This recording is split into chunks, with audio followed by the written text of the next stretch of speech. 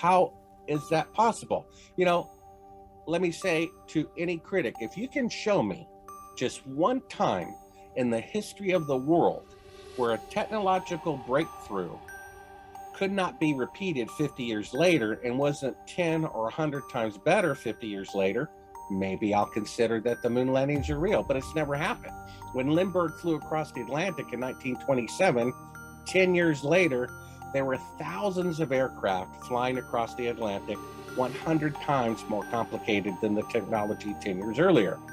When they blew up the atomic bomb for the first time in 1945, 10 years later, atomic bombs were 1,000 times more powerful.